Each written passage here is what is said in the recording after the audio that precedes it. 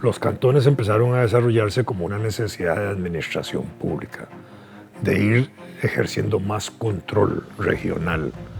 Así como se desarrollaron las provincias, se desarrollaron después los cantones. Si uno ve la evolución de los cantones de San José, igual, hoy tenemos 20 y pico cantones, pero en aquella época eran pocos los cantones y dentro de eso habían regiones que estaban ya autorreconociéndose y ahí empieza a funcionar eso. El cantón aquí de Montes de Oca se funda en 1915, ¿verdad? En época de la administración de Alfredo González Flores. Un 2 de agosto me parece que fue la fecha, ¿verdad? Que ya coincidía con la celebración de la Virgen de los Ángeles. Desde esa época tenemos el cantón.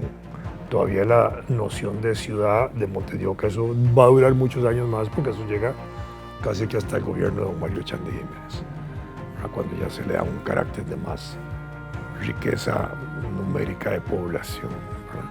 Pero ya teníamos una división administrativa que era el cantón y se crea el Consejo Municipal de aquella época. Integró el 1 de enero de 1916, estuvo integrado por regidores propietarios que fueron Timoteo Madrigal Mora como presidente, Ramón Hernández Loría como vicepresidente, Vidal López Aguilar como fiscal, secretario municipal fue Domingo Monge Rojas y el jefe político de la época fue José Joaquín Zabaleta Bolio. Justamente una de las personas que inicia procesos de colonización de esa zona hacia acá, hacia el este, se va a llamar Faustino Montes de Oca, que es uno de los grandes colonizadores de esta región junto con Cruz Mesa, y desarrollan el proceso colonizador hacia este sitio. Faustino era un hombre extraordinariamente activo, políticamente activo, muy conocido, muy importante, de una tradición familiar muy presente en la segunda mitad del siglo XIX en Costa Rica.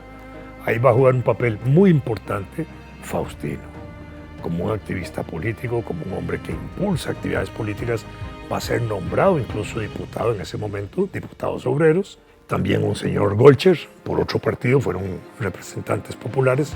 En el caso de Faustino, él se distinguió muchísimo en el Parlamento, en la Asamblea Legislativa, en el Congreso, como se llamaba en ese momento, haciendo propuestas legislativas importantes, incluso luchando para que se eliminaran restricciones a la migración y eso porque consideraba que ese era un elemento muy importante para la economía nacional, para el desarrollo, para la cultura, para todo. Se enfrenta a los intereses imperialistas y colonialistas de la época, promueve en Costa Rica la liberación de Cuba y Puerto Rico, que estaba en lucha en aquella época, exige al gobierno que se pronuncien por la independencia de esos países, se vuelve una espina muy incómoda para el gobierno, terminan destituyéndolo de diputado.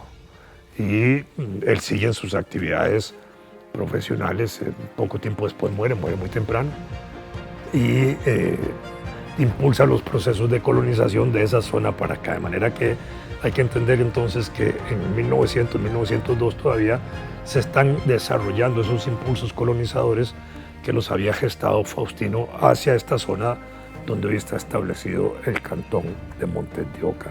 Su gran amigo de luchas políticas es otro personaje igual, agricultor de la época, y él también se mete en esos proyectos de desarrollar el proceso de colonización aquí.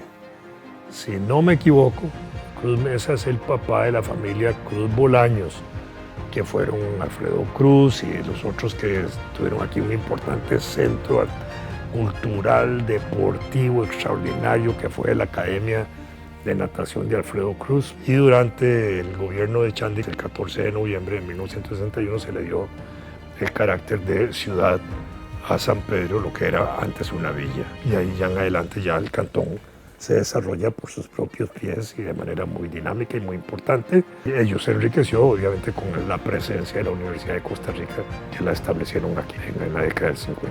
Santiago de la Granadilla, ¿verdad? Porque eso probablemente tenía que ver también con denominaciones relacionadas con productos. La Granadilla probablemente era una zona donde había más actividad de ese tipo y entonces se le llamaba. Obviamente meten nombres religiosos ahí por la presencia religiosa. La importancia que tenían eran las actividades económicas. En pocos caminos, pocas vías de penetración, eran actividades agrícolas vinculadas a la producción de café que estaba en desarrollo. El café se estimulaba en esa época dándole a la gente granos, almácigos, para que los cultivaran. A la gente le daban tierras en posibilidad de ser colonizadas.